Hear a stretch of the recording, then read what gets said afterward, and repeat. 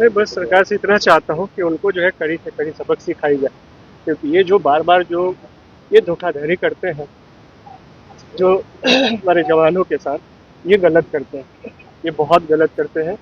क्योंकि आज जो है आज जो है इस अटैक में एक बेटा अपना बाप खोया, एक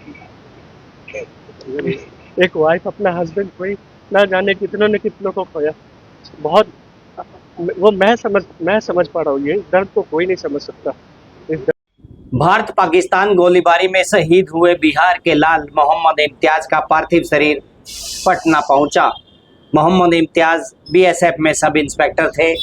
पाकिस्तान की ओर से गोलीबारी में एलओसी पर वे शहीद हुए। इंडिगो के विमान से पार्थिव शरीर पटना लाया गया। नेता प्रतिपक्ष तेजस्वी यादव और कई मंत्री एयरपोर्ट पर श्रद्धांजलि देने पहुंचे।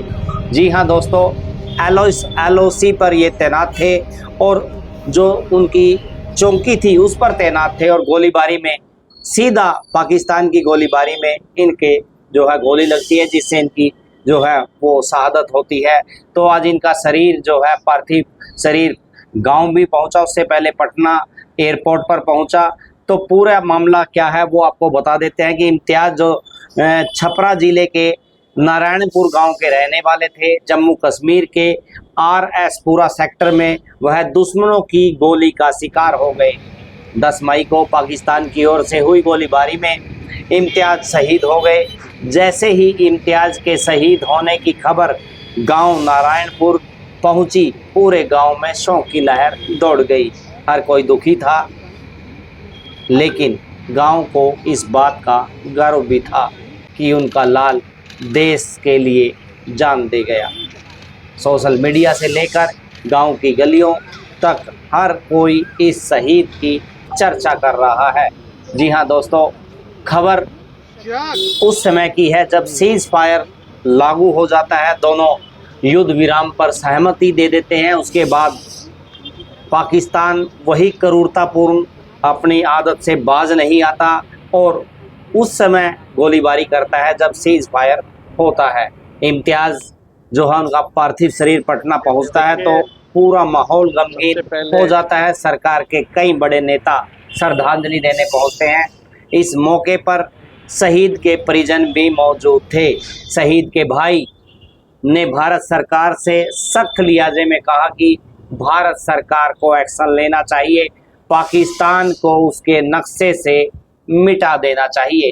पूरी खबर को देखने के लिए हमारे चैनल को भी सब्सक्राइब करें और खबर को अंत तक देखें कि उसके भाई और उसके बेटे ने किस प्रकार से अपने पिता को एक बहादुर सैनिक कहते हुए देश के लिए शहादत देने वालों को गर्व की बात बताया। देखिए, सबसे पहले जो शहीद परिवार,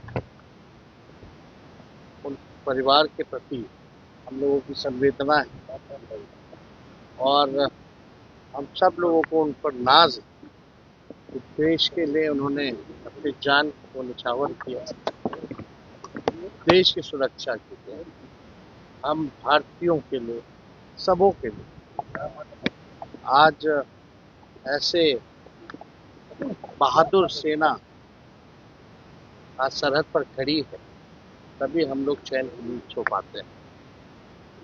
और जिस प्रकार से जो वातावरण रहा, जो तनाव का सरहद पर रहा और जिस प्रकार से भारतीय सेना ने पाकिस्तान को मुंहतोड़ जवाब दिया, इस पर हम लोगों को भारतीय सेना पर गर्व करना है। और एक बार नहीं, भारतीय सेना ने कई एक बार पाकिस्तान को मुंहतोड़ जवाब दिया और कई एक बार जो है पाकिस्तान के टुकड़े भी। और लगातार जो है भारतीय सेना ने जिस हिसाब से दिलेरी का, साहस का परिचय दिया है, पूरा दुनिया जो है उसको देखने का काम है। शहीद इम्तियाज जी छपरा गड़खा के रहने वाले और हम सबको उन पर नाज है। बड़ी कुर्बानी उन्होंने दी और एक संदेश भी उन्होंने दिया कि हमारे देश में अनेकता है और अनेकता में ही एकता है। डाइवर्सिटी है हमारे देश में, अलग अलग भाषा, अलग अलग राज्य, अलग अलग धर्म है, अलग अलग जातियाँ। लेकिन जब देश का बात आता है, देश की सुरक्षा की बात आती है, तो हम सब लोग एक होकर के जो है दुश्मनों से, पाकिस्तान है या और कोई या आतंकवादी, उससे हम लोग एक होकर के जो है लड़ाई लड़ते हैं और जीतते हैं। और हम ज़्यादा कुछ इस पर कहेंगे नहीं, लेकिन एक बात तो है, देश के लिए अगर कुर्बानी देनी है तो बिहारी कभी पीछे नहीं हटता। छोटे भाई हुए हम। कितने भारत के लिए कुर्बानी दी है आपके जी जी जी, मेरे भाई के बलिदान हुए तीन थे लोग उस दिन की डेट में। 3 आदमी था 10 तारीख की डेट में। इसके पहले तो बहुत से हुए हैं। हमारे बस्ती के अशोक सिंह थे, जो हमारे भैया के दोस्त थे, वो माँ बाप एक थे, वो भी आज से करीब 20 साल पहले हो गया। लेकिन इस पर सरकार नहीं लेते एक्शन। एक्शन सरकार को लेना चाहिए। मानने का कोई सवाल ही नहीं है। निश्तो नाबूद करना चाहिए। मानने का कोई सवाल क्या है? मानने का कोई सवाल नहीं है। मानने का मतलब समझौता हो गया। मानने का कोई सवाल नहीं, उसको नक्शा से मिटा देना चाहिए। बस नक्शा से भी मिटा देंगे पाकिस्तान को, निश्तो नाबूद कर देंगे। दुनिया में उसको नक्शा कहीं नहीं मिलेगा भी। लेकिन हम उसके लायक है नहीं। अगर हमारा शांत मिल जाए ना तो नक्शा से मिटा देंगे। मेरा बाबा आजू कटा है ना, मैं इसका दुनिया काट देंगे हम। मैं बस सरकार से इतना चाहता हूँ कि उनको जो है कड़ी से कड़ी सबक सिखाई जाए, क्योंकि ये जो बार बार जो ये धोखाधड़ी करते हैं जो हमारे जवानों के साथ, ये गलत करते हैं, ये बहुत गलत करते हैं। क्योंकि आज जो है इस अटैक में एक बेटा अपना बाप खोया, एक वाइफ अपना हस्बैंड खोई, ना जाने कितनों ने कितनों को खोया।